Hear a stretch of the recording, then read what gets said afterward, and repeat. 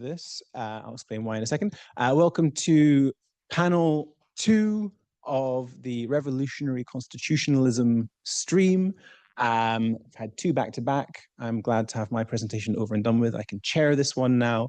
You'll be hearing from Dr. Carys Hughes of the University of East London, Dr. Marcos de Matos, Senior Lecturer at Brunel, and Alex de Castro, Associate Professor at the University of Maninga in Brazil. And so in contrast to the last session, the theme here is that all the presentations are much more empirically based, empirically focused on particular case studies, 2 actually on Brazil, 1 on Venezuela, but also I think evoking some of the theoretical themes of the previous panels. I think there's lots of interesting connections there for us to build on in the discussion. We are also live streaming and recording the session for the next system convergence, being organized by some colleagues based in the United States. They're having this convergence today, leading towards a whole host of physical in-person teach-ins about developing sort of next systems thinking. So do check out, what's the URL, nextsystem.org, to see what that's all about. And if you have any questions at the end, just be aware that, as I say, we are live streaming and recording the session. And if you have any questions that you don't want live streamed and recorded, maybe bring them to us afterwards. With that all said, I think we can start with Carys. Thanks, Simon. Just a question. Have you got someone monitoring the Zoom? I need to manage that. Okay. So let me just get you set up.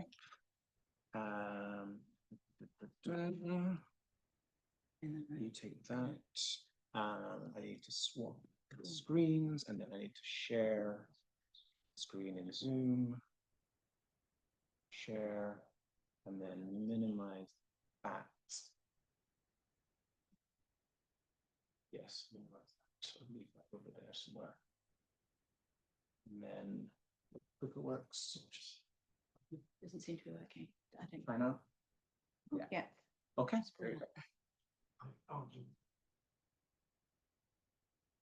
Okay, thanks everyone. Thanks so much for coming, and thanks to everyone online at the Next System Convergence. We're really, really excited that this can connect with that global action for system change. So my talk today is based on a paper I've written for a special issue of Global Social Challenges Journal about revolutionary constitutionalism, which several of us from the panels today are contributing to. So if you want to hear more about it, please come and talk to us afterwards.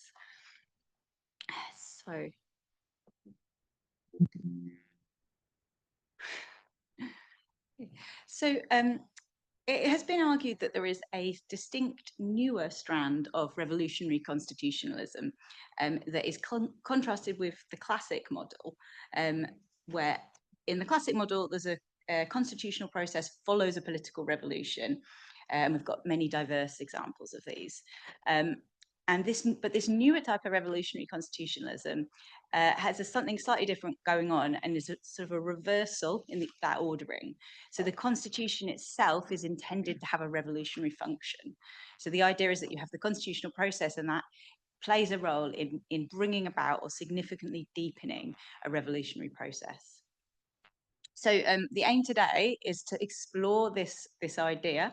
I want to sort of advance our collective understanding of this distinct phenomenon or distinct strand of revolutionary constitutionalism, but also of this as a dimension that's relevant to all revolutionary constitutional processes, in my opinion.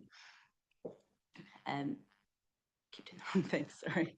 So I'm going to start by talking about the way I think that we should understand this phenomenon, which is through the theoretical framework of governmentality, and more specifically, a kind of nascent strand of scholarship looking at the idea of left or socialist governmentality.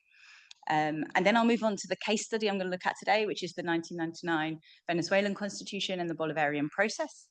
And what I've done in the paper is I've used the case study looked at through that theoretical lens to sort of explore the more sort of fundamental theoretical questions that come up around the proposition of this constitutional strategy.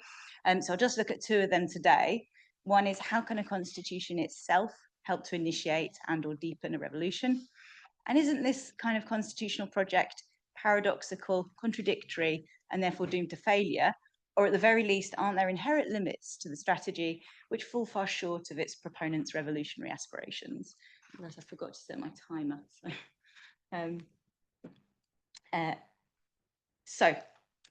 Governmentality is the idea that was introduced by Michel Foucault in the 70s. And the idea is it's kind of like a technocratic mode of power. He argued is actually central to modern governance and rule. So states have the power to compel citizens rooted in force, but they also exercise this subtler mode of power based on the construction of willing consent. So public policies, governing practices, and the broader rationalities that these are rooted in are understood as techniques of governance. They create the kind of material, legal, effective structures that pattern populations' behaviours in accordance with a particular political project. To govern in this way is, as he put it, to structure the possible field of action of others. So since Foucault first developed this concept, there has been, a vast literature has developed across the humanities and social sciences, tens of thousands of scholarly studies. But the vast majority of this is looking at governmentality as it functions within liberalism and latterly within neoliberalism. So we now know, well, we've got a very good idea or good understanding of how neoliberal institutions work to create conditions of competition and atomization. So as to create these kind of populations of atomized, competing entrepreneurial agents. And indeed, neoliberalism could spread so easily around the world because it had this kind of institutional DNA for the kinds of structures it was trying to create. So what if we don't want to atomize people and we want to build up different forms of collective power? Or, what if we want to do other things like create, encourage empathy or encourage creativity? Like what would that kind of governance look like? And can you use the structures and the processes of the state in that way? It does feel like there's been kind of a conceptual blockage to looking at this kind of power in the context of left politics.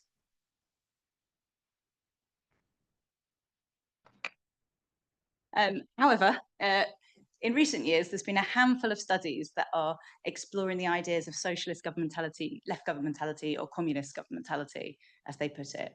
And they're coming from diverse places and sort of drawing on different phenomena. So you've got some people looking at Yugoslavian self-management, you've got people looking at the Cuban Committees for the Defense of the Revolution, you've got a handful of studies looking at the sort of experiences of Syriza in power. But the kind of common theme is that they're almost in all cases motivated by this sense that progressive politics is at an impasse, and that governmentality can help to address several interrelated problems, including the need to move from resistance to propositional politics, but also the need to pursue but think differently about state power. So my argument today is that governmentality in general provides a way to think about how constitutions pattern how we are encouraged and compelled to behave, and that the emerging theory of left governmentality provides the way to think about the strand of revolutionary constitutionalism, where the constitution is intended to have a revolutionary function.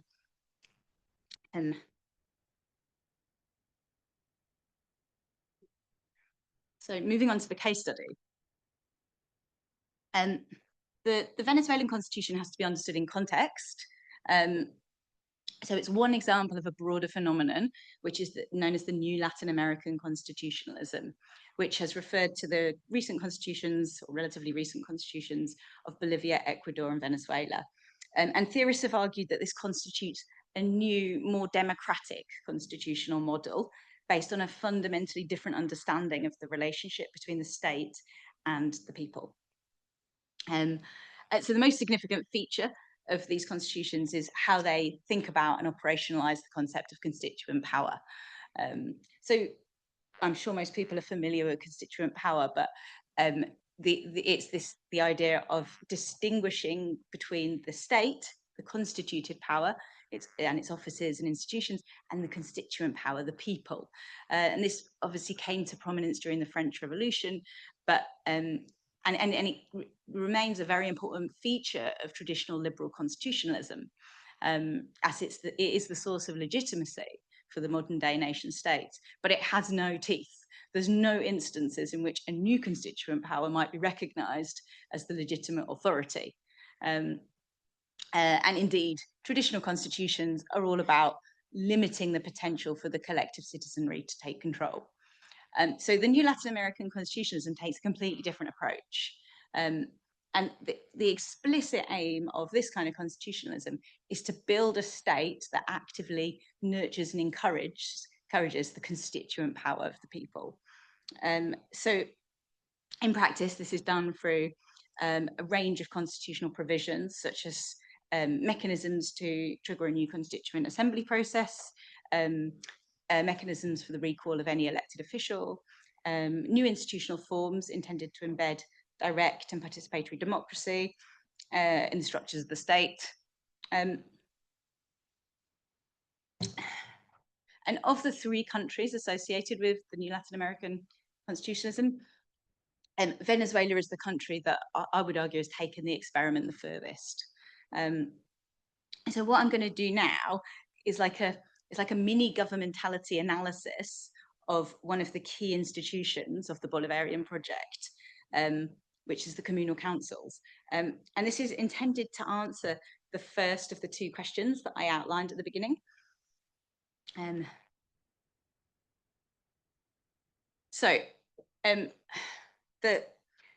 The communal councils they're kind of institutions of direct democracy that emerged organically, kind of from the bottom up, with communities just trying to solve collective problems.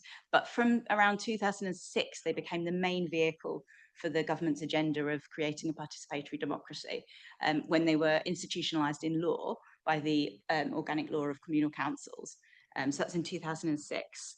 And I think it's really illuminating to look at these institutions and as the kind of institution that has flowed from this constitutional model, and look at how they structure the possible field of action, as Foucault would put it, for the people, or people who are caught up in them, involved in them.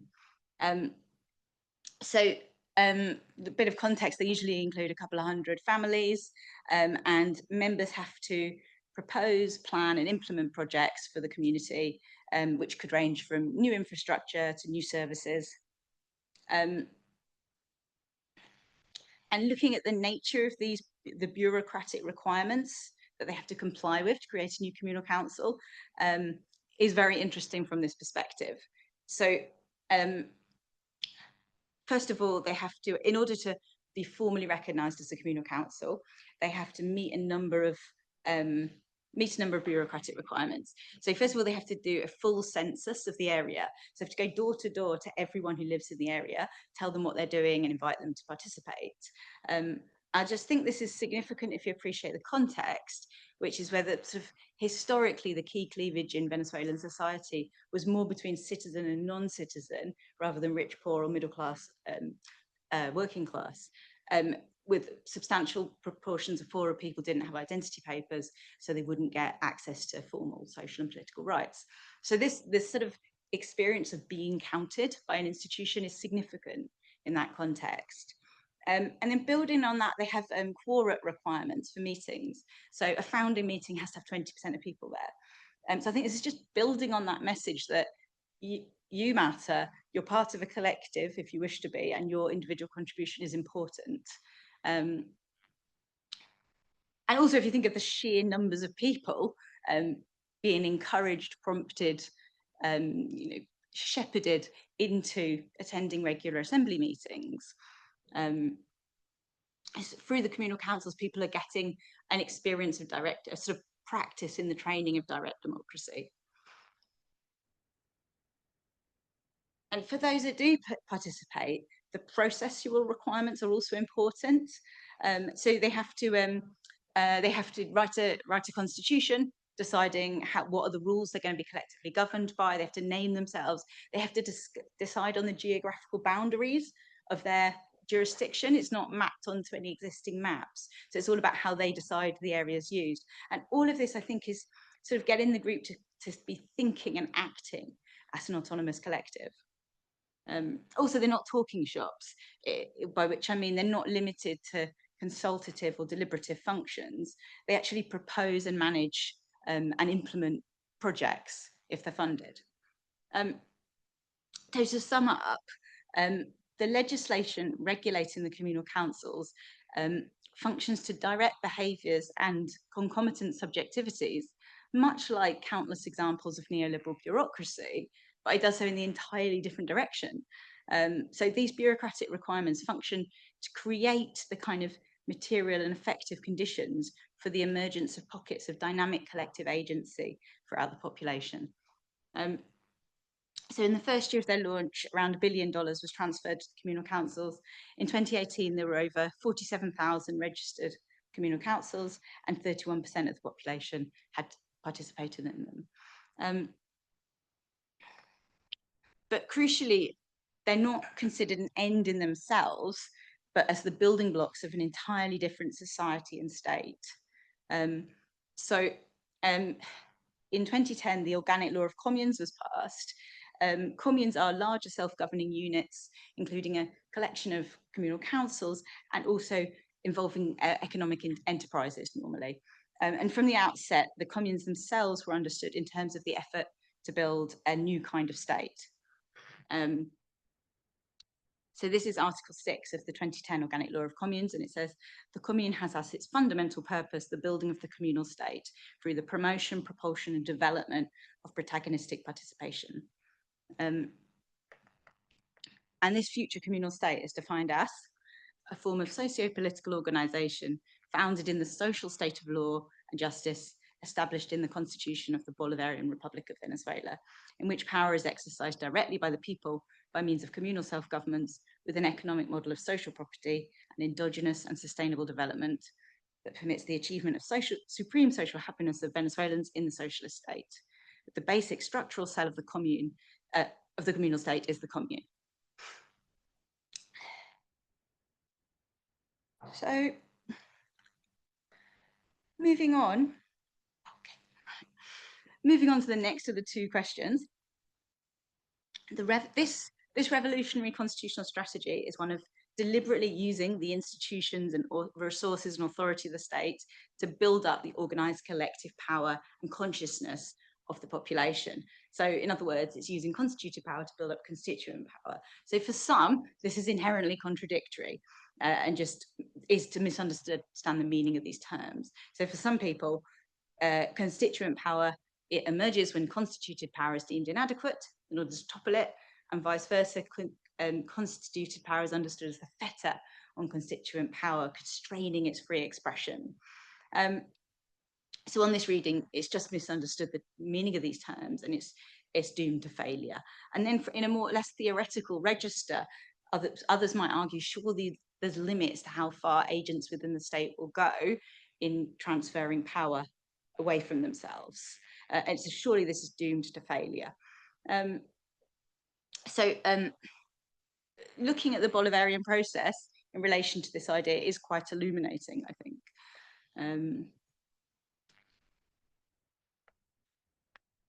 That's too far. Right. In the years following the death of Chavez in 2013, and particularly since the intensification of the economic crisis following that, and in the context of intense internal and external pressures, the government rode back from much emphasis on participation, protagonism, and facilitating the direct agency of the masses. Financial support for the communal institutions was largely reduced or cut, and there were also lots of cases of state functionaries threatened by the autonomy of communal institutions, working to co-opt these spaces and bureaucratically obstruct their effective functioning. So this is Angel Prado. He's a well-known Comunidad leader. I'll just quickly read it. The many politicians who don't work for the people is what affects us most. Unfortunately, they are politicians associated with the PSUV, the governing party. Right now, many of our representatives and functionaries are in fact doing the work of the right, installing the logic of corruption, bureaucracy and clientelism. Thus, we daily witness moral and material degradation in the governmental sphere. A reformist logic seems to dominate the landscape. So this would appear to support the critique that I've outlined. I mean, indeed, a common interpretation of what's happened was the intensification of inherent contradictions in the project. And as Dario Azzolini put it, writing in 2021, the power asymmetry between constituent and constituted power, amongst other factors, created severe contradictions and difficulties for the envisioned social transformation. So is the Bolivarian project over? For the communards themselves, it is not. So writing in 2023, Chris Gilbert writes, commune building goes forward in an almost miraculous way in the country, driven by grassroots forces.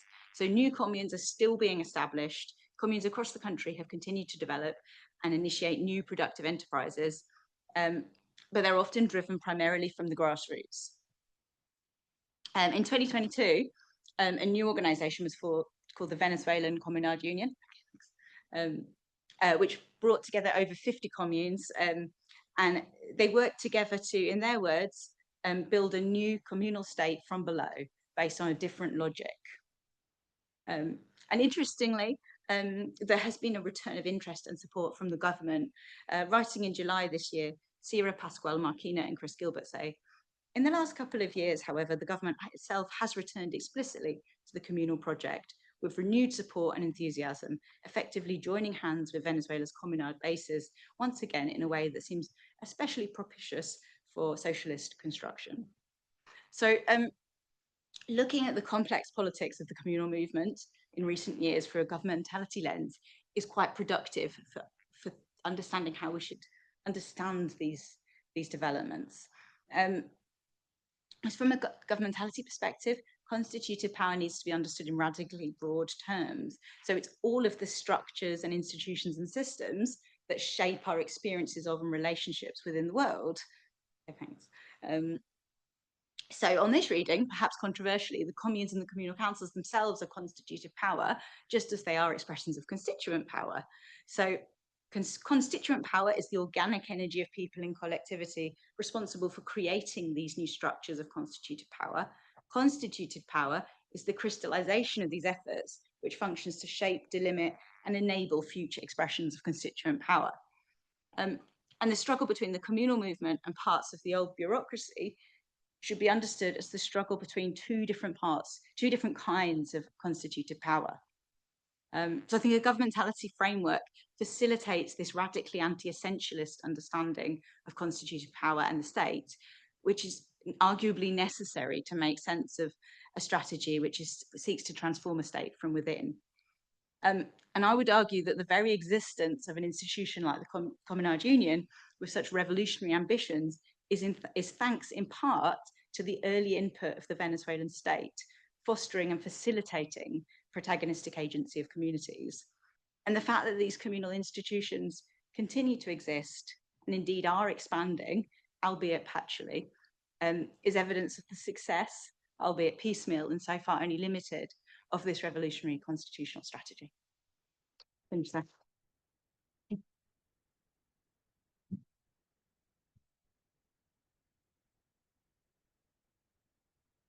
Thank you very much, Carys.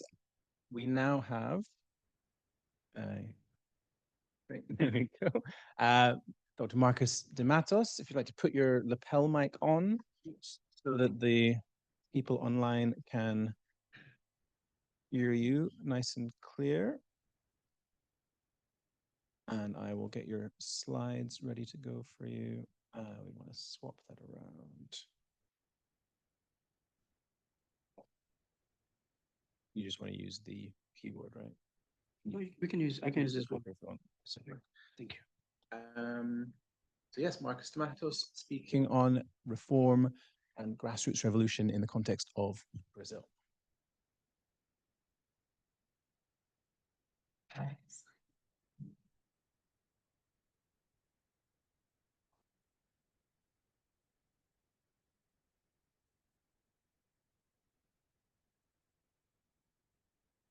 It's interesting how some words cross over, right? So grassroots is the one that jumps from the first to the second presentation. 1 second, let me just.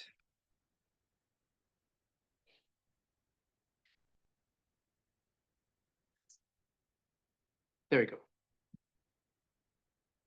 Good afternoon. Thank you. Thank you, guys. I'll give you a hand signal. All right. Cheers. So very glad to be here. Thank you guys for the first panel as well. In this paper, I want to revisit the idea of revolutionary constitutionalism by looking at constitution making from a class struggle perspective. The aim here is to dismiss two pervasive ideas that are equally prejudicial for those who approach the topic from the working class dimension. The first is an idea that constitutional law and liberalism are too attached in history, and there will be no benefit in constitutionalism for the working class. This is usually a left-winged criticism that attaches basic constitutional notions such as separation of power and the rule of law to the bourgeois revolutions of the 19th century, and risks accepting forms of authoritarianism and violations of human rights, which is very interesting to think of Venezuela. The second idea is one that glorifies the current constitution, institutions, and doctrines too much, and risks forgetting that constitutionalism results from political and judicial processes that consolidate the power of those who wield more capital. This is more often than not a center-right praise to legal and electoral formalities promoted by liberal institutions that work to exclude the majority of working class people most of the time and undermine material and social equality. This paper will challenge some of these assumptions about constitutional lawmaking by looking into the constituent experience of Benedita da Silva and Ailton Krenak. Benedita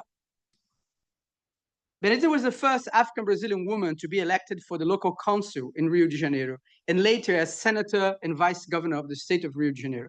She was the only Black woman elected for the 1987-1988 National Constituent Assembly, which approved the current democratic constitution in Brazil. Ailton Krenak is an international renowned indigenous leader, environmental activist, writer, and intellectual. He is famous for his iconic speech in defense of indigenous people in Brazil during the NAC in 1987, and is the first Amerindian to be elected for the Brazilian Academy of Writers. I want to investigate their participation in the National Constituent Assembly, its successes and failures from their own perspectives, as a second-order observation, following Luhmann here, and to examine the contradictions, the tensions, the advances, the paradoxes of these experiences. The main contemporary paradox I want to investigate in this paper could be stated as such. The notions of democracy and constitutional law that are available today are more compatible with conservative and neoliberal legal ideas of rights than with socialist and progressive political ideas. Since the fall of the Berlin Wall and the abandonment of any perspective of real socialism, radical politics have tried to take over the field of democratic constitutional politics and legal philosophy, so for example, the work of Dosinas, but has faced an immense difficulty in overcoming this self-founding paradox of liberal constitutionalism, which also crippled constitutional progressive ideas and undermine democratic socialist tendencies. Paradox here will be taken in the sense proposed by Luhmann as well, when observing complex modern legal system and its social foundations. These are to be taken as founding devices that can be understood by second-order observation. In taking this road, I might be able to question some of the current assumptions we have over public lawmaking and the disseminated legal optimism legal practitioners and academics tend to share regarding the possibility of promoting social changing using the law in general and constitutional law in particularly. So the first bad news is, if we follow the current sociology of law, constitutional law still remains in the hand of conservative jurists and neoliberal theorists, and constitutional law is not a progressive field for social change. That's what the quantitative research shows in terms of results. But then, how about our current notions of democracy? And the research, and I have several research questions here, but I will stick to one thing. I want to propose that engaging with what I call revolutionary and grassroots politics of constitutionalism might be a way forward and out of these paradoxes. And what I want to test here is the idea that constitutional law and the experience of constituent assemblies have never been fully approached from a class struggle perspective. And I want to test this to the limit.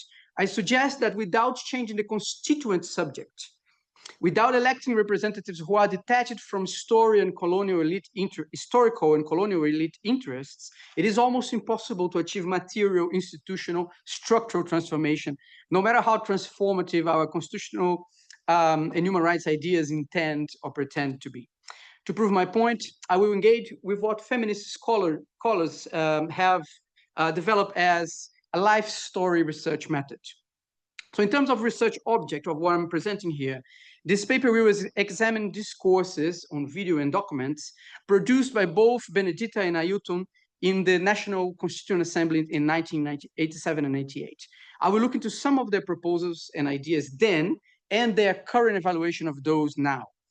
And this paper will observe both the support and the challenges that happened to the, that they faced in both time frames.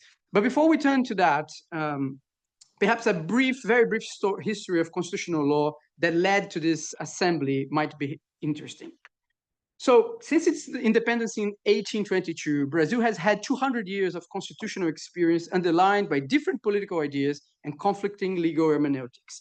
However, what they all had in common was living with the exclusion of many social groups from the country's wealth and colonial structure.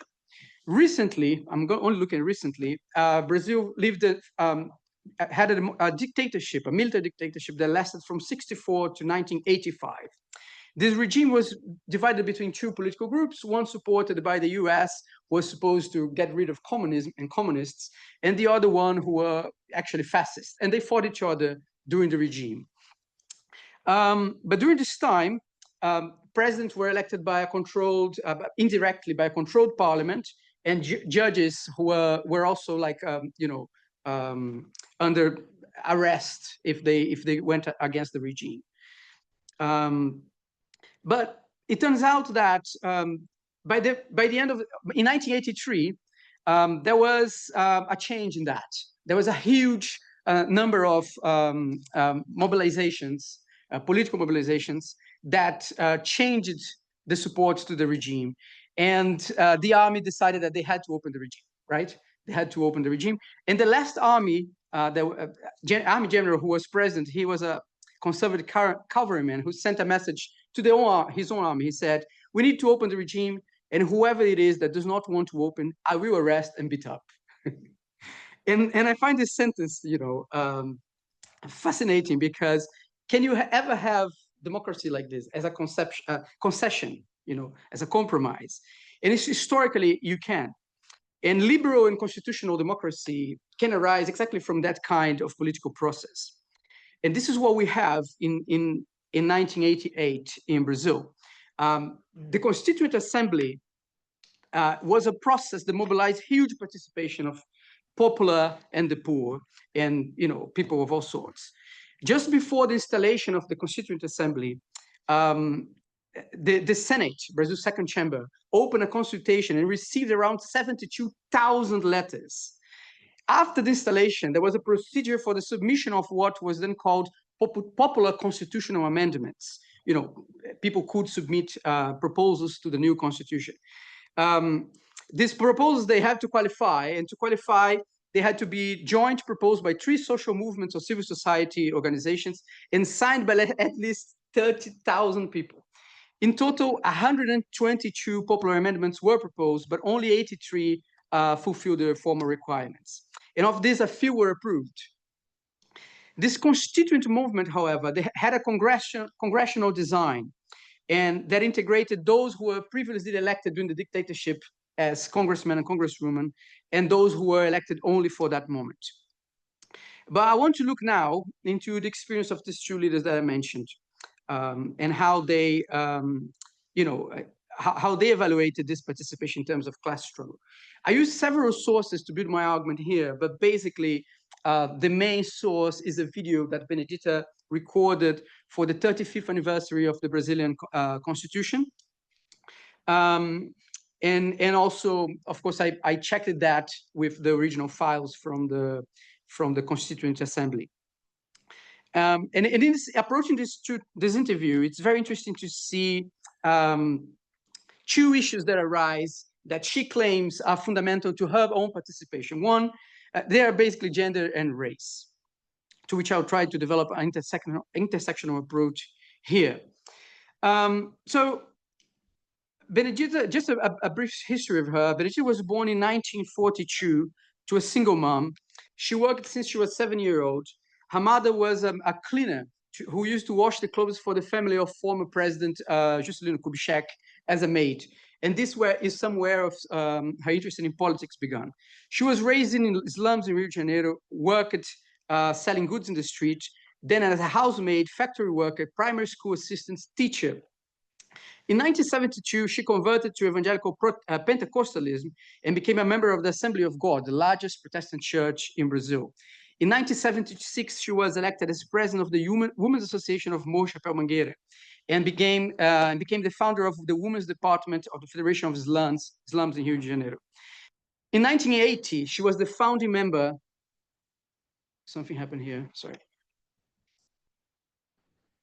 She was the founding member of the Workers' Party in Rio de Janeiro, in Brazil, which was a party led by workers, different from the tradition of communist and socialist parties in Brazil at the time. She was elected to the, I'm going to have to be really quickly here because there's too much material.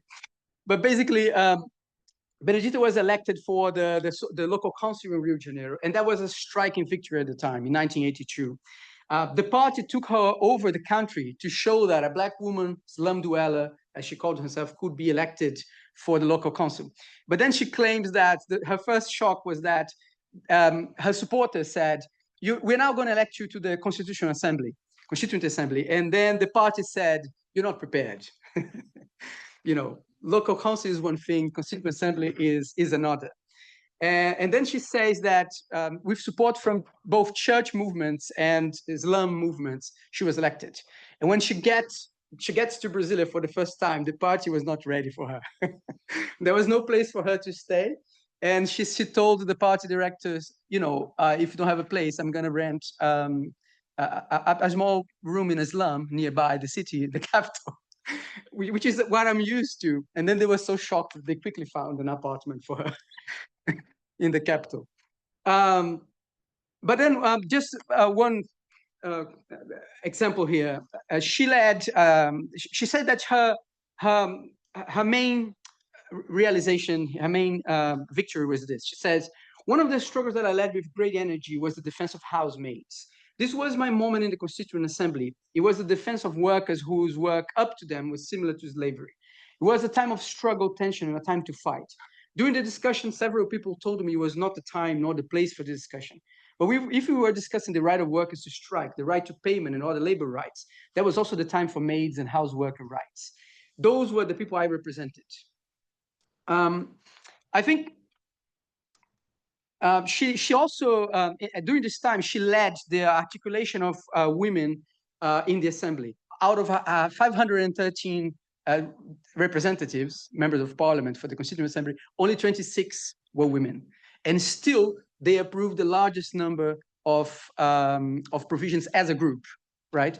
And this was what the media at the time called the lipstick lobby, right? Wow. The lipstick lobby. And basically, Benedita helped these women, she was the only Black woman, most of them were very wealthy people. She helped them devise a strategy, and the strategy was as such.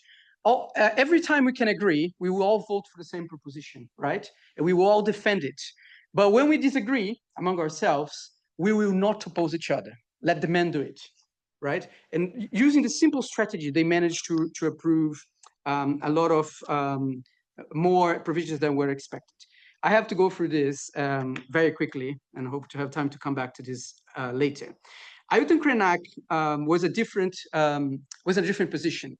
He was not elected to be a member of the Constituent Assembly because he represents a small minority of minorities in Brazil, different from Benedita, who benefited 30 million people with her vote and represented, millions of people.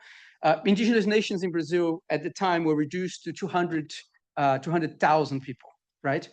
So Ailton was a leader in the indigenous movement at the time, and he was invited to collaborate with two commissions: the Commission of Social Justice and the Commission of Minorities, which Benedita stormed out of the of the door because she said it was useless. She was the only Black African Brazilian in the commission.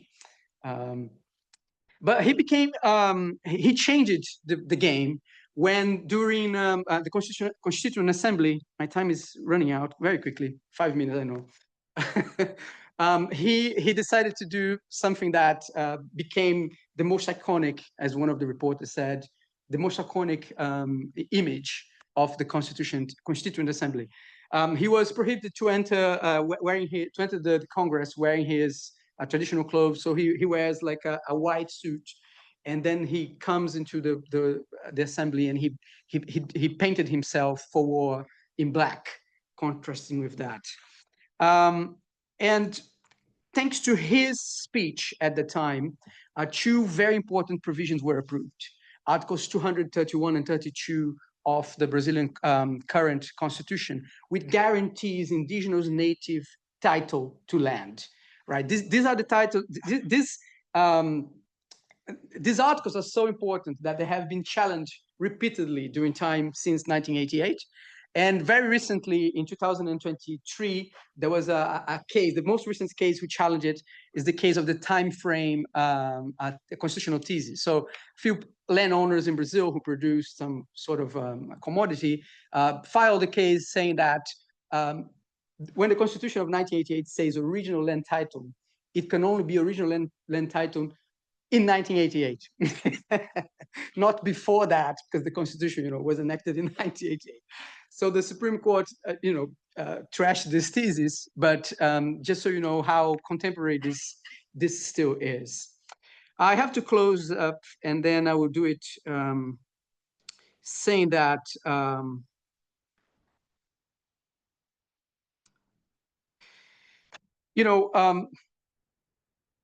I would like to call attention that the fact that every revolutionary process can be understood as a class struggle, this does not mean that every attempt to theorize those moments and movements will make use of a class struggle perspective.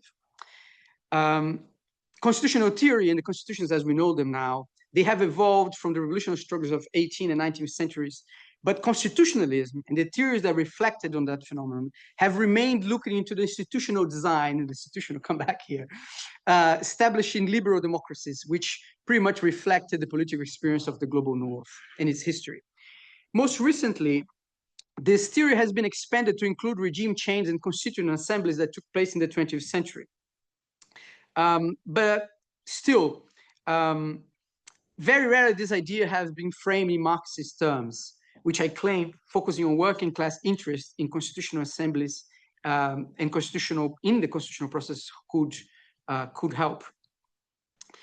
The contradiction that has not been solved is, not even dialectically, in this field of revolutionary constitutionalism is, in my opinion, the one about the constitutional subject. Who should be the subject of constituent power? This has usually taken the form of an opposition between the people and the working class. If in liberal constitutionalism, the people would be the fundamental constituent subject that would overlap and encompass the working class, in classic Marxist terms, the working class or the proletariat could be the only subject that would result from winning the class struggle after a successful revolution. Competing theory, though, would be those defeated in World War II. Sorry, I have to. But several attempts have been made to overcome this contradiction, and some have been trying to work on a substitute for the constituent subject, such as the category of multitude and Antonio Negri, or trying to shift the debate in terms of human rights, highlighting the fundamental contradictions between majorities and minorities in power. These attempts have developed in terms of struggles for class, gender, and race in opposition to the majority, in opposition to the people as subject of power.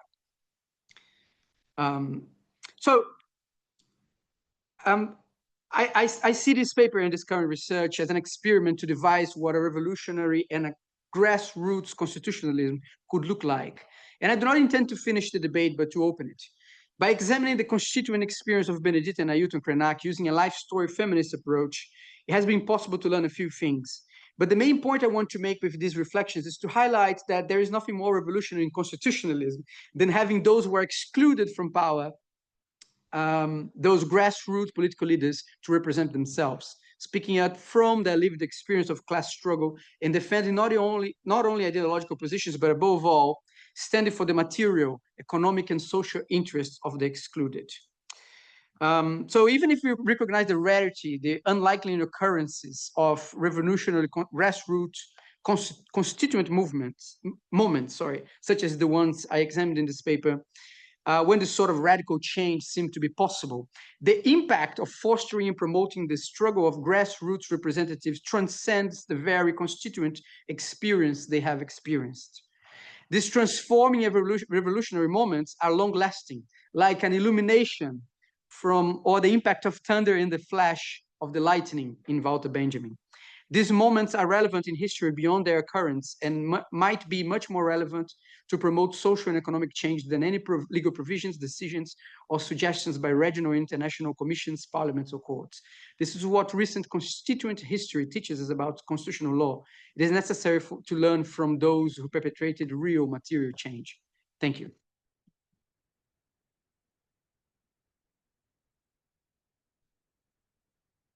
So we can pass the mic over to Alex.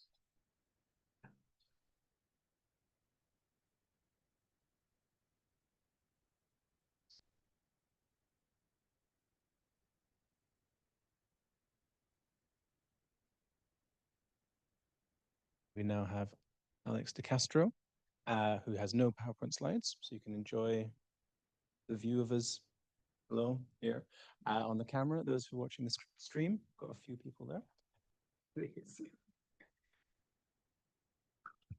And I'll just start when he's ready.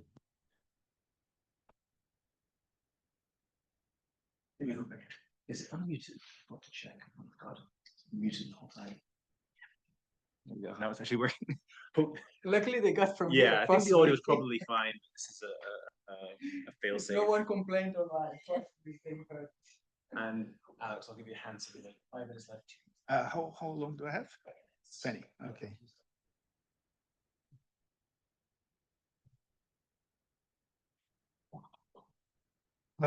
Good afternoon, everybody. Thank you for the opportunity to be here this afternoon. It's going to be an enormous pleasure to share my work with you. So I'll be talking about the interfaces between constitutional law and a very specific field, which in Brazil we call law of minors. You can roughly translate it as juvenile law, but it's not really the same thing. So in the title I put Constitutionalism in Dual Power in Authoritarian Brazil, Juvenile Law, Reactionary Ideology, and Governance of the Minor. So I use the more common, more standard translation, juvenile law. But during my talk, I will be referring to it more to the more, let's say, literal translation, which is law of minors, because I think it represents a little bit better what it is. Juvenile law, or the law of minors, was incepted in Brazil in the mid 1920s, and it's gone through various phases. But I'm going to be focusing on the changes that it undergone in the 1960s and 70s during the military dictatorship that Marcos had previously mentioned. And he already explained a little bit what it was, but I think it is worth to go deeper a little bit in it. So in 1964, Brazil experienced a military coup that overthrew a democratically elected government and inaugurated 2 decades of authoritarian rule. And in the beginning of the regime, through a series of decrees known as Atos Institucionais, or institutional acts, and through 2 new constitutions, the regime fundamentally redefined the legal order in the country. And these measures, they of course, concentrated power in the executive branch, restricted civil liberties, and subordinated the judiciary to, the goals of the regime. And the guiding principle or ideology, I should say, of the regime was the so-called national security doctrine, which it didn't exist only in Brazil. It was common to many of those pro-West Latin American dictatorships of the 70s, 60s, and 70s. And it basically borrowed and adapted, Cold War strategy mixed with counterinsurgency theory and conservative propaganda into what came to be the national security doctrine. And it was like a semi-official ideology of Brazil during the military regime, but also of other countries such as Chile, to a certain extent, Argentina. Basically, under the national security doctrine, law, education, culture, and even family life were understood as fronts in a larger struggle to preserve order and defend the nation against the so-called internal enemies. So juvenile law as a strategic site. Well, within the authoritarian framework that I have just described, juvenile law emerged as a particularly strategic site of governance.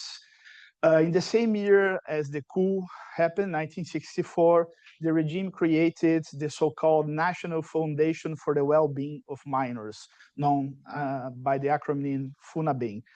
This institution was charged with the task of promoting studies and proposing possible solutions to what they used to refer to as the minors problem. That is, the minors problem was the problem of vulnerable youth, racialized and poor in the urban landscape of the country. So from the outset, FUNABEM operated on the assumption that poor and racialized youth posed a threat to social order. And the foundation's mission was not simply to provide assistance, but to normalize discipline and also contain these young people. And to shield the government of vulnerable youth from the emerging discourse of the human rights of children, lots of legal scholars, I'm going to go deep on that later on in my talk, but legal scholars also started consolidating the idea that the law of minors was something different than the law of children. There was the law of children, which was gaining traction in the 1960s, thanks to the 1959 declarations of the human rights of the child. And there was, the other hand, the law of minors, which was specifically meant to deal with the minors problem. That is, with the problem, vulnerable youth, poor youth, racialized youth. So this, let's say, bifurcation illustrates a kind of like dual level of legality or dual regime of legality that coexisted. One protective, the other repressive. So well-born children were treated as subjects of rights, while poor and racialized children were treated as objects of control. And this line sort of divided the legal status of immature individuals, not in abstract, but along class and racial lines. To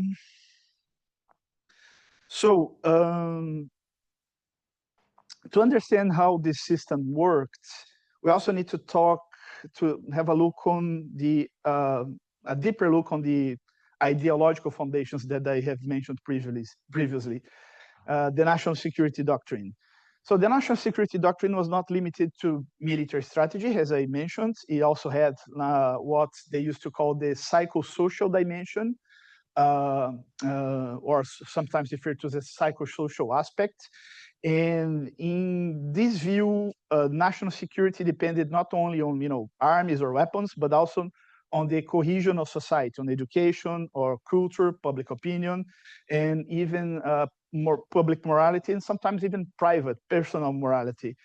Young people, especially those from poor communities, were seen as particularly vulnerable to disorder and subversion, and they were not regarded as autonomous individuals. They are, regarded as raw materials to be shaped either into subversive individuals, if they happen to fall prey to, communist activity, or into productive citizens.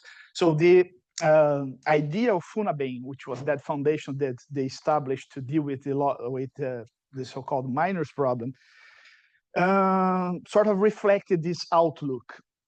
The FUNABEM was tasked with crafting studies about the so-called minors problem. And in the material that they produced, which was published in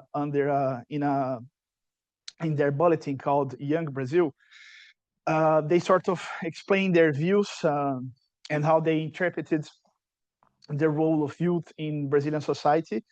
And basically, the problem of youth deviancy, criminality, delinquency was seen or was interpreted through old-fashioned and long discredited theories of, for instance, criminal anthropology by Cesare Lombroso. And there was a paper was published in, if I'm mistaken, 1969 by the editor of this bulletin called Glauco Carneiro, in which he says that, and he cites a study that was supposed to have been carried out in the United States, and I couldn't find the original source, in which he says, and I quote, the theories of Lombroso have been vindicated because his theories have been demonstrated to be true in this study. I never found those studies, by the way. They might exist, just like probably. Anyway, so anyways, as a result, interventions were understood as, not right-based entitlements, as, more like therapeutic acts. Youth was treated as if they carried out a social disease, and programs were designed as a kind of prophylaxis, as a way to prevent the spread of the violence. Meeting basic needs as food, health, or education was part of the program, but it's not an end in itself. It was seen as like a means of engineering conformity. And so in the mid 70s, they started discussing a draft code for minors. There was a code for minors that had been enacted in 1927. It was still in force. And under the guidance of FUNABEM and their experts, they started discussing a new piece of legislation. And they started engaging in a debate with the Brazilian Association of Judges of Minors. And the result of this debate was the 1979 Code for Minors. And this Code for Minors, so it draws upon that distinction that I mentioned earlier, so that the experts sort of tried to shield the law of minors from the influence of the discourse on the human rights of the child. So there was an international debate about the human rights of the child, and they were like, okay, human rights, the law of the child is one thing. It's nice, all beautiful. The child have the right to education and this and that and etc. But we're here dealing with the law of minors. That is, we're dealing here with this piece of legislation that had been designed to deal with the problem of our vulnerable youth that lingers in our urban landscape. And so by doing so, like, they sort of managed to curb the influence of this discourse of the human rights of the child and continue developing the law of minors in the way they saw fit in the way they saw more appropriate to deal with the minors problem. At the center of the new codes was the concept of irregular situation, which was a new concept that they crafted to replace the categories of abandoned child and delinquent child. So in the 1927 codes, the subjects of the code were divided into these two categories: so the abandoned child or the delinquent child, and each one would be treated, according to its social disease. In the 1970s, they argued that delinquency and abandonment are just different degrees of the same disease, so this pathological framework. And this was the word that they used. And they argued that if it's basically the same thing, just different degrees of the same thing, then we have to treat it the same way, perhaps with different degrees of the same remedies. And so they created the concept of irregular situation, which they said explicitly was meant to be more neutral, so less of a label like delinquent or abandoned, so more technical in that way. And so the minor would be a minor in an irregular situation, which could be in conflict with the law, in delinquency, in state of delinquency, as they called it, or just abandoned, or just without legal representation. And so this concept replaced the categories of abandoned minor and delinquent minor. And of course, it was still targeted on the same social subjects. And also, crucially, they in the subdivisions of the category of irregular situation, they included a new one that was not present in the 1927 code. It was the minor with behavioral deviation. And that final category, it was like especially significant because it allowed the state to intervene in the lives of children who had not committed any acts defined as crimes, nor have been abandoned by their parents. The minor with behavioral deviation was basically, as the Association of Judges of Minors put it, those that were under the influence of the countercultural movements of the 1960s. So in their view, if the minor, let's say a 14, 15-year-old boy became a hippie or something like this, he would be, among the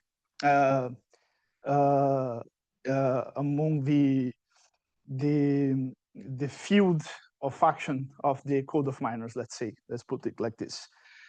And but of course, the racialized, the racial and social perspectives were still present. That is to say, if the hippie adolescent was from a upper middle class family, he would probably not suffer any intervention.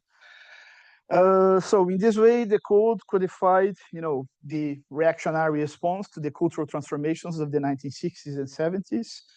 That is to say, youth influenced by countercultural movements or music or new attitudes towards sexuality or authority could fall under the tutelary discipline in the name of protection. And I think one interesting phase in the 1979 Code for Minors is that they establish also that, and that is like, I think, the most important contact with constitutional law. They established that the law of minors as a whole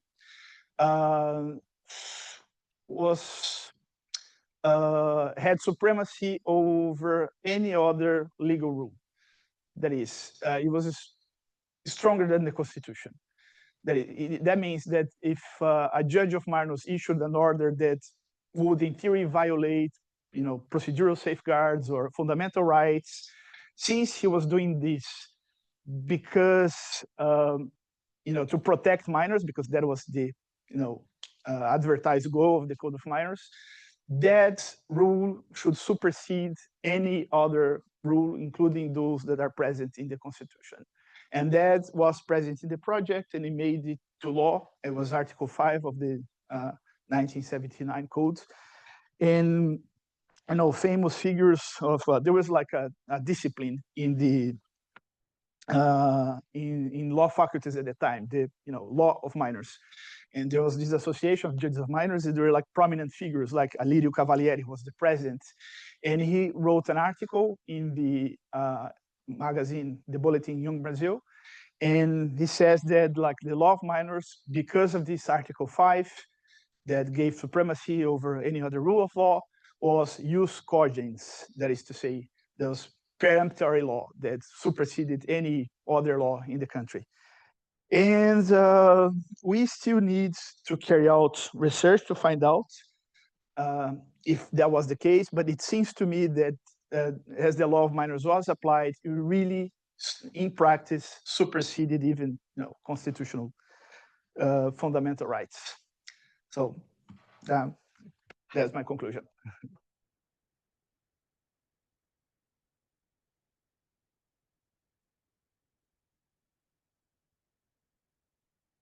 Alex. So we have some time for discussion now. Technically only 15 minutes, but we did start a bit late, and the next session is what I expect to be a slightly chaotic kind of drinks reception thing. So I think we can spill over by at least 5 minutes. Make that extension. It's out, right? Yeah. Yeah, exactly. No one's kicking us out. Obviously, if you want to leave it before then, by all means. Reminder for everyone in the room, we're live streaming and recording the session for the Next System Convergence. Check it out at nextsystem.org, if I remember correctly. So bear that in mind with your questions. We can also try to take questions from stream viewers. If you want to put them in the chat, I will read it out for you if we have time for them. But is there anyone who wants to kick us off with some questions? Alex. I thought 3 really great papers. But my questions are for Carys and for Marcus, because that material is closer to the work that I do. So, I mean, I don't know about Venezuela or Brazil. So these questions come from a place of ignorance. But imagine but also in light of the presentation I gave earlier on an anarchist constituent power. So what an anarchist might argue that essentially the projects that you're describing and a sort of state-led governmentality galvanizes a people in its plurality, not for its own sake, but in order to buttress the state. And one of the problems with that, of course, is that as soon as the state becomes vulnerable to either internal forces and is co-opted by, let's say, capital, or externally by foreign militaries, immediately those people their really progressive politics becomes instrumental in their own suppression or oppression. That would be the anarchist critique. And I wonder whether that would hold in the cases that you described. So just to repeat, it seems to me that the radical politics that you've described essentially drives people towards the consolidation of the state, not their own political autonomy. And as a consequence, when the state is captured by other forces, their projects are used against them, and that is the general anarchist critique of the sorts of things that you've described. I wonder if that holds in the cases you worked on. Thank you. Any other questions in the room? Let me take that from you. If no one else has any questions, I'll maybe fire some myself. Carys. First of all, could you very quickly repeat the relationship that you attributed to constituent power and constituted power? You had a very snappy definition of how you saw constituent and constituted power really. So constitutive power is the state and its opposite. Sorry, the state, its offices, its procedures, and constituent power is the people in their collectivity that have come together. And so I understand the constituent power is like the organic energy of people in collectivity. And do you mean the kind of The relationship between the one I said at the end. Yes, yeah. So I kind of think of it as like constituent power is like the sort of organic energy of people in collectivity, and constitutive power is the crystallization of their efforts, how it kind of, the structures they create. So it's related to the path dependency that you're talking about. It's like, what does it create? And then that goes on to shape and delimit the future expression of constituent power.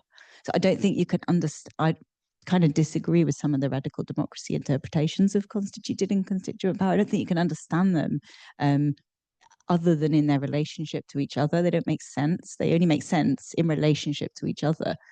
So you can't kind of reify constituent power and say you just want constituent power, because you're always in structured power relations, and you're always in structures.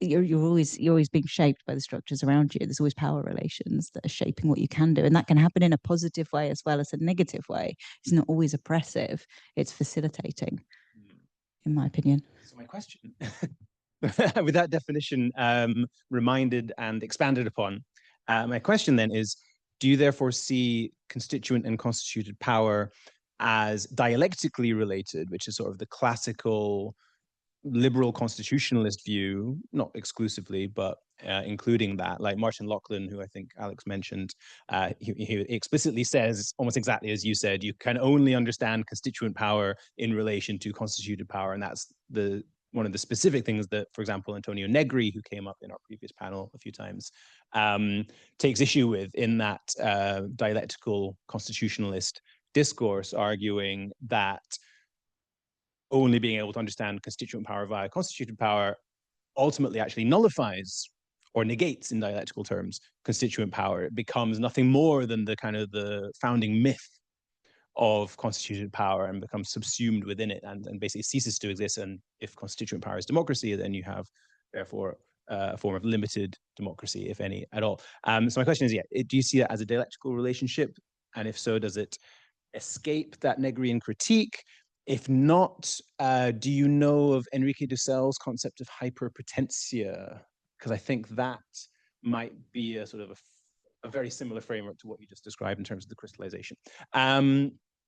Marcus, my question for you is, where are you on the path to the normative conclusion of who should be the constituent subject? You were very clear that you have not finished that process, but I'm very curious what your hypothesis, what your normative hypothesis is there. And Alex, because as anyone who was at our previous panel now knows, I can't help but see everything through a prefigurative lens.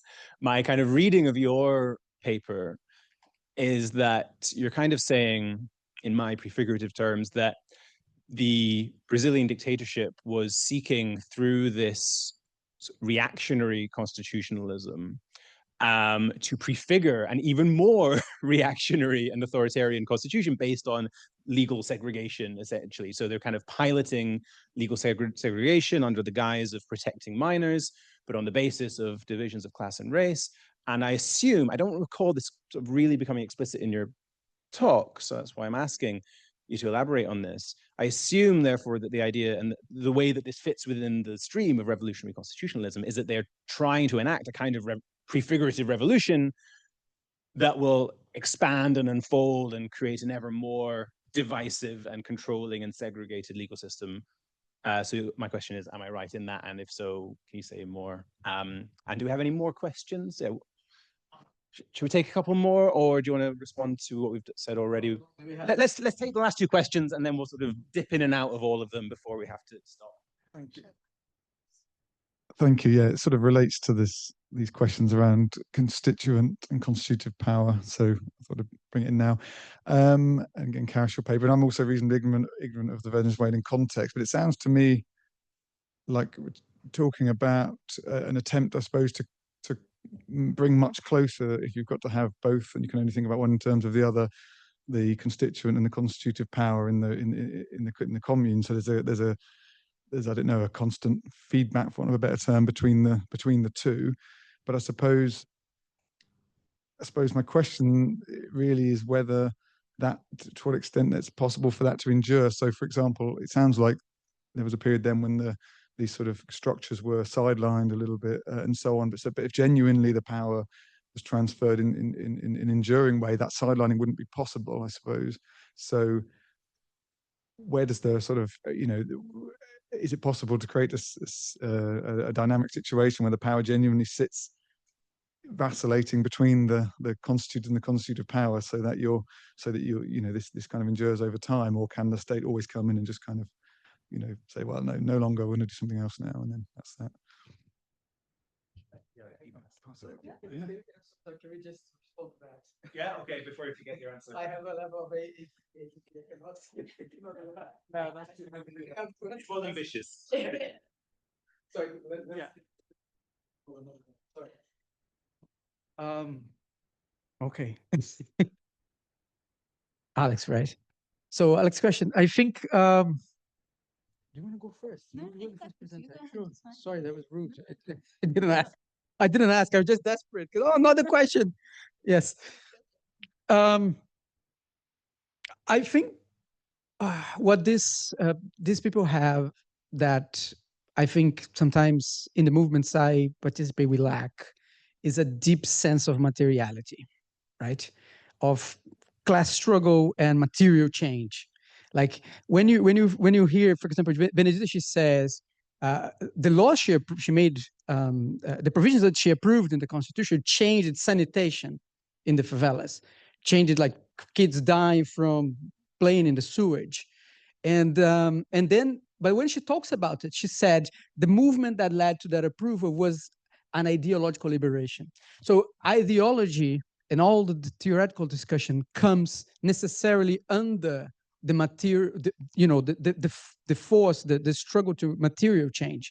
And I think that's a significant difference from a lot of the thoughts that I have been myself engaged with in terms of thinking of changing systems or stuff like that, that at sometimes become detached from the material, the actual struggle that is at hand. And I think what happened to me looking at these two guys, I became a lot more pragmatic.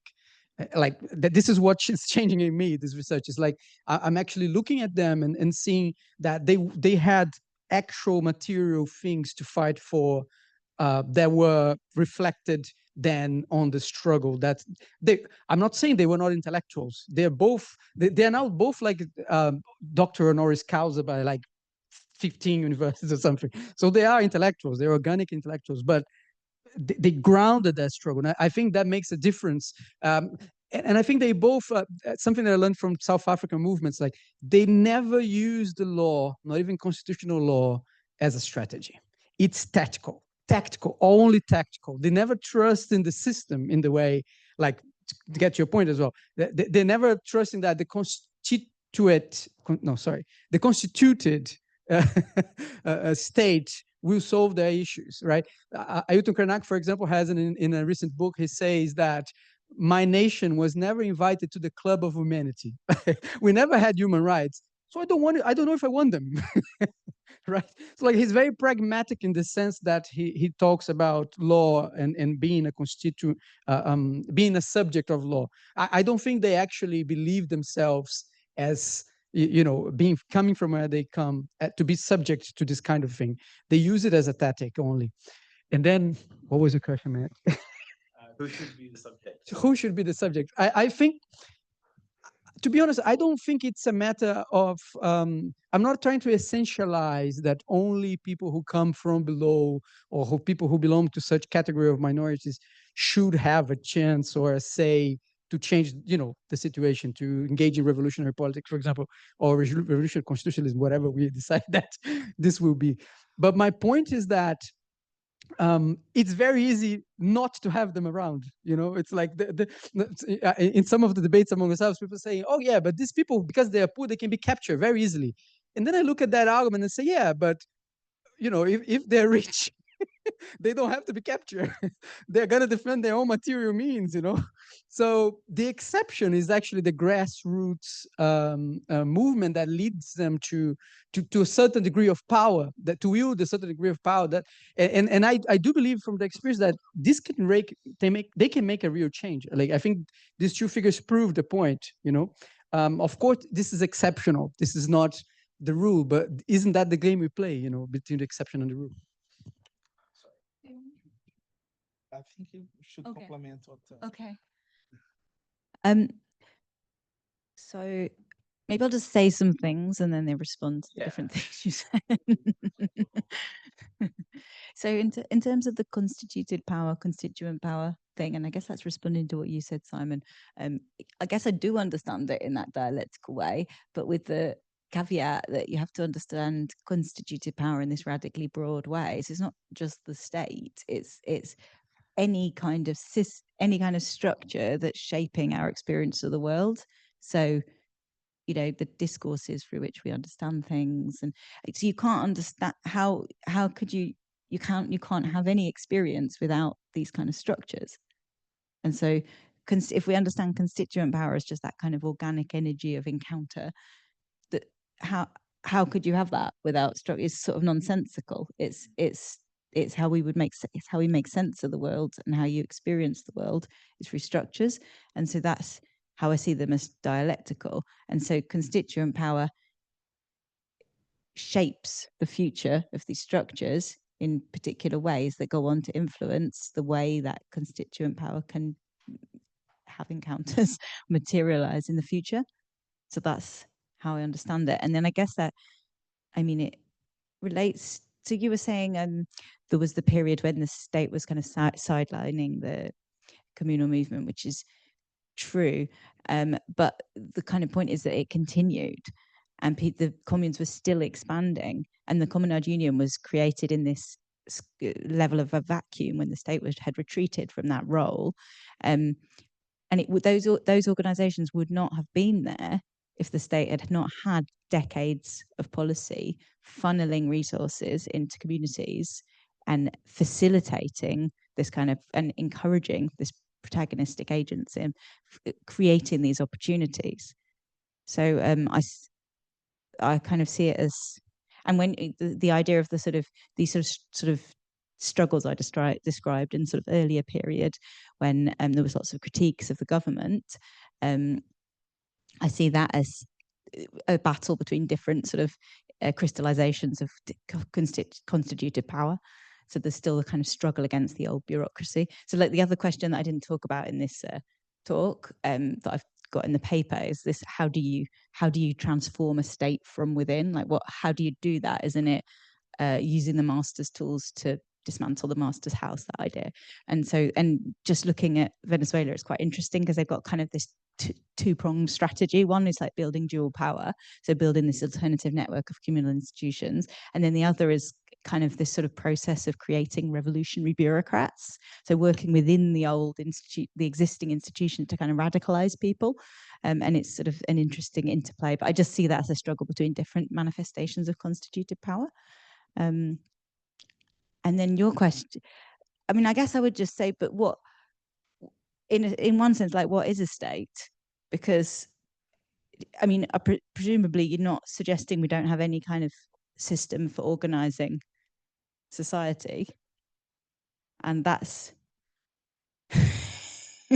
so I think the direction that they're going in, when they talk about a communal state, there are these kind of active debates about, should it be called a state, or should it have a different name? And as I understand it, that's the kind of where the debate is in the communal movement, is this, but they're not, but they still think there should be a system for organized human activity and redistributing things and facilitating things. And that's kind of, whether we call it a state or not, maybe it doesn't matter, but maybe it does matter, I don't know.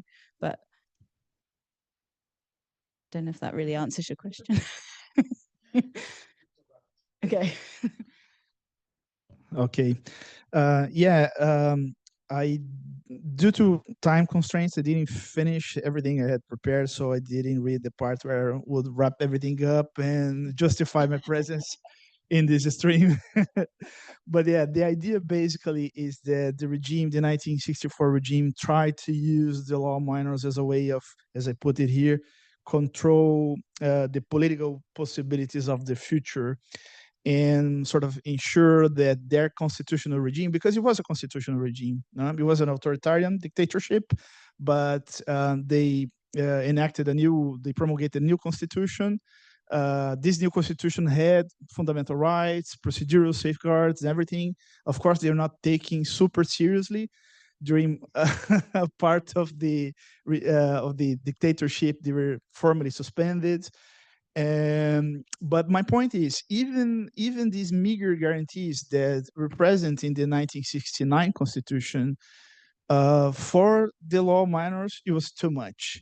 They thought, the experts in the law minors thought they need some sort of full exception regime, at least in this specific field, in order to control the youth. Yeah? And we're talking, the youth that I'm talking here are people like Benedita da Silva, because she was a youth during the beginning of the regime. So this kind of people we're talking about. And yeah, so the idea is basically this, is these meager guarantees that are present in the Constitution were too much for them, so they needed to sort of informally amend the Constitution with the Code for Minors in a way, in an effort to control these new possibilities of the future. So people like Benedita da Silva, when they eventually get to the Constituent Assembly, they wouldn't act as wildly as they did. And okay. We're officially 5 minutes overrunning now. I'm happy to spend maybe 5 more minutes because we've got 2 more questions basically. Pierre, I'll come to you in a second. Yeah, we can hear from you if you want. If it's just for me. We also have one question from the next system convergence, which is lovely. So I'll read that out and you can ask your question if you want or not after that. Nikhil asks, and this is relevant to all 3, does the crisis of the liberal state, in general global terms, transform discursive and organizational possibilities? In particular, how should we view the success and failures of constituent assemblies and projects during the period following the financial crisis? Does that make sense to all of you? Pierre, would you like to? Yeah.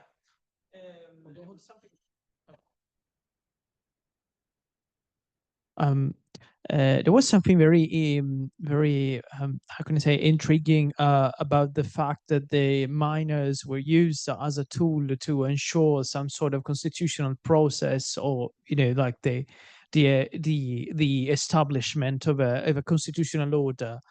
And I think this is related also to the fact that even if it was not, like an authoritarian regime, or like regardless of the political orientation of the regime and its political character, it would have been problematic even if it was like a sort of, how can I say it, a regime promoting democracy, because in any case the minors are that the section of the subject who in any case would not how can I say, would represent a sort of exception to the principle of autonomy. So like they are exactly that sort of subject, they are subject to the law, and they have no way to participate, to take part in the in the process of making that constitution happen or having a certain shape. So that would make that some sort of like a perpetual object of the legal formation, because they are like, they in any case they are regulated, they get regulated, but they would not have any voicing for any voice to to take part in the in that process, which makes them the perfect strategical tool. So I mean, I don't know if the that doesn't really have to do with the with the results of your research, but really that was totally stimulating. So that was. So for the sake of time, could I ask maybe Alex to just respond to Pierre, and then maybe Marcus and Carys can quickly respond to the. No, you are absolutely correct. In fact, as I said, I'm studying only the 1960s and 70s at the moment, but I also study the previous period. And the differences in the 1960s and 70s are the same thing on steroids, but it was happening before already. And it started, as I said, in the 1920s in the 1927 Code, but even earlier. This period of the Brazilian history called the First Republic. started in 1989 and fell down in 1930. It was a democracy, a very flawed democracy, but it was a democracy. And we have people in Congress in the late 19th century talking already about the, need to deal with the problem, because this is the period Brazil was urbanizing very fast. And there are, people moving from the countryside, especially former enslaved people leaving the countryside after the abolition of slavery. And we have black kids all around and, creating problems. And we have people in Congress saying, look, we have to take care of these children. And there's one member of Congress, I forgot his name, is Leoncio something. It's one of my papers. I wrote about him, but I forgot his name. And in a speech, he says, we have something like this, along these lines. We have a nation to create, a people to form, and what more malleable material than children? And let's say the theories that guided this first phase of Brazilian juvenile law until its inception with the 1927 code was the social hygiene movement and eugenics.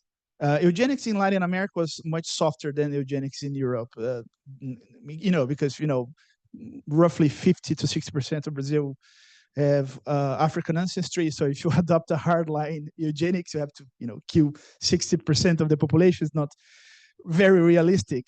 But eugenics in Brazil was more like trying to, it was very, it can be understood almost interchangeably with the social hygiene movement. I don't know if you are familiar with the social hygiene movement. Social hygiene was a movement that started in the US that advocated for hygiene in the broader sense in order to curb infectious disease and etc. But it also had like a social dimension in which they would claim that, for instance, prostitution was bad because it transmitted disease, but it also transmitted moral decadency and whatever. And gambling was bad. Alcohol, eventually, the prohibition in the 1920s in the US, comes from that. And so the eugenics movement and the social hygiene movements were like, these people there playing samba and capoeira, which, the African Brazilian martial arts. This is not very orderly. This is not good for society. So we have to, deal with them. Basically, eugenics was more like cultural in Brazil, like curbing the influence, the cultural influence, the African cultural influence, let's say. And these ideologies guided the inception of Brazilian juvenile law in the 1920s. So it was already very, I wouldn't say undemocratic, because this kind of thing is also part of democracy, unfortunately. But it didn't care a lot for, the autonomy of the individual as a social being. So yeah, you're absolutely correct. I hope it's okay. Should we jump? Yeah. Sorry. So I forgot the name of the person who asked. Nikhil, I think this is a very important point to make, and I think I'm going to connect back to Alex's contribution to the first panel, and he says that there is most of revolutionary efforts fail, right? But the fact that they fail does not mean that they do not contribute to the future, right? If I remember, I'm not very good at US history, but I remember that the Black Panthers tried to make a new constitution for the US and they failed, all right? But a lot of the failure, stimulated and was made new by the efforts that people are taking up to this date to change, to promote new constitutions. But I think there is a challenge, like, when you guys say like constituent assemblies, we are supposing that the state care about what we are doing, in the sense like we can organize a constituent assembly here in the same way that we can organize a popular tribunal, and there are people who study this kind of thing. But that does not mean that the state is going to recognize what we are doing. So it is very hard to do it. Like in 2010s, the period you're talking about, there were lots of constituent efforts in Latin America. Most of them failed, right? But I don't think that this is part of history. You know, you don't have to take the failure as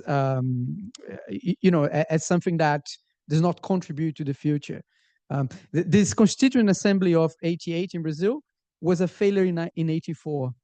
In '84, they tried to vote to do it, and they failed.